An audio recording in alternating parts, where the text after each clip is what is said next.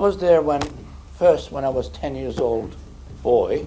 My father, who was a colonel, who was an officer in the Turkish army at the time, took me to Gallipoli, and he said, "Son, this is where Turkey was born." And so little did I know that my adopted country, Australia, felt the same way about Gallipoli. 2015 is going to be a very, very special year, of course. There were 42,500 Australians applied for the ballot. 6,000 of those will be able to have a ticket, and rest will be coming to us. And they were just about to start their day for a tour of Cappadocia, and they didn't have a tour guide.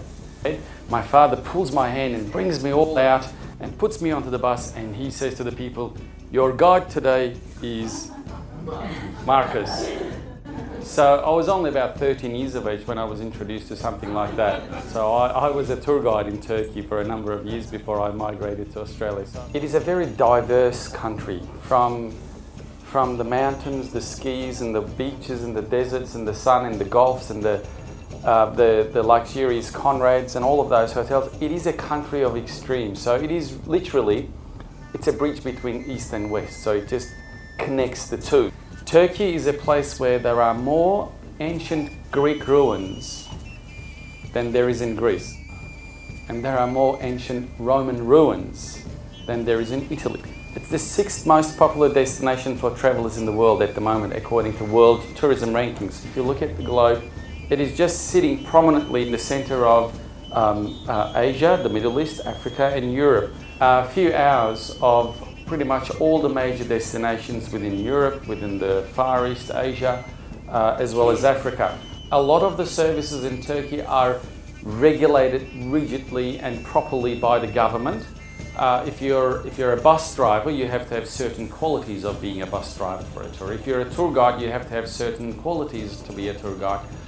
You need to study 4 years of history, archaeology and mythology and all that sort of thing, and the aura and the ecology. A few years ago, they have done a survey of the best hotels in the world. 35 of them came out of Turkey. If you go to a 4 or 5-star hotel, there is literally no end to the service. So if you're in Turkey, you can wave to the other continent, you can cross the bridge and go into Asia or vice versa and come into Europe. 64 streets, 4,000 shops, 25,000 workers. And can I just add one more thing to it? It has been like that for 500 years. One of the main attractions of Christianity is Hagia Sophia, or the Church of the Wisdom, built in 452 AD, over 1,500 years of age, is still standing there as a majestic architecture, is in Istanbul. Santa Claus was born at a place called Myra in southern part of Turkey, in Patara. Patara is one of the UNESCO heritage listed sites of the world. There are about 11 of them in Turkey. The country has got 3 parts of its coastline, to the Black Sea, to the Aegean Sea and to the Mediterranean Sea. So it is predominantly a country where the sea is all around. The word, longest word in Turkish, Çekoslovakyalılaştıramadıklarımızdan mısınız, is just one word, and it means, are you one of those who we couldn't make a Czechoslovakia? A lot of people today are mistaken by Istanbul being the capital city of Turkey. In fact, it's not. Ankara is the capital city of Turkey since 1923. At the moment, it's about 5.5 million people living in Ankara. And talking about numbers, Turkey today is nearing about 80 million. Now, I guess this is an important thing, because a stranger at one's doorstep is God's guest for at least 3 days.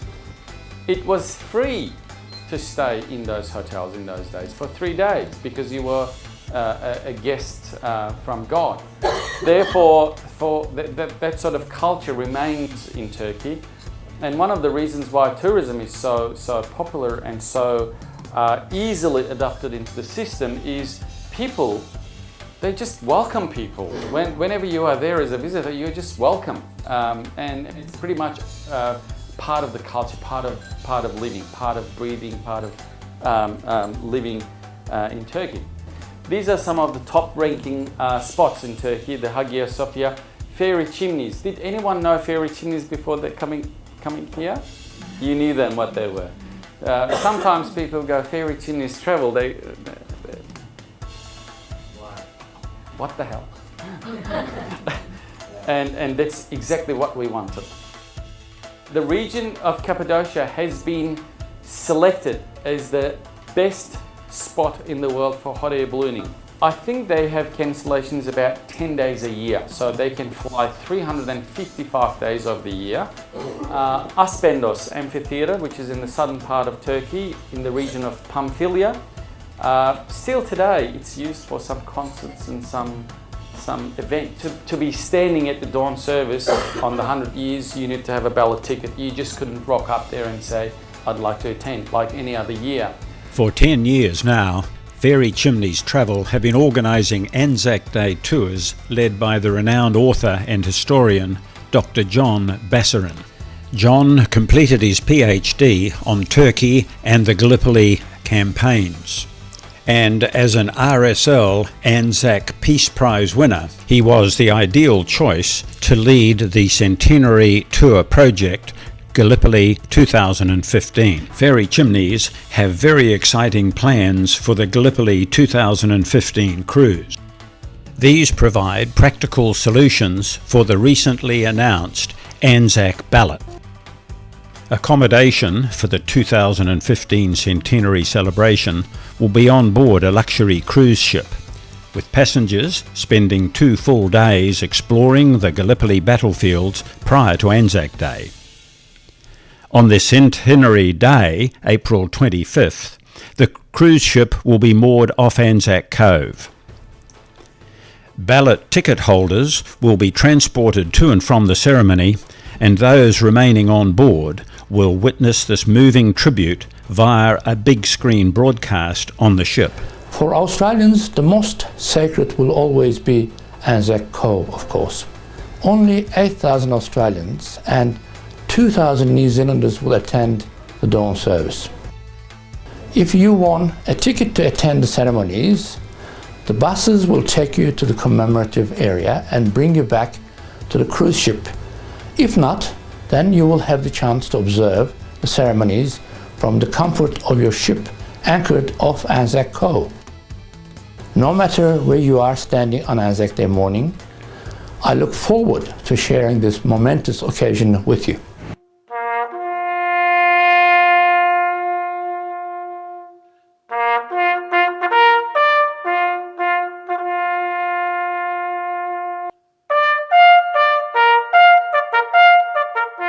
So when you've got passion and when you've got the knowledge and when it's combined, Turkey and Fairy Chimneys just link together.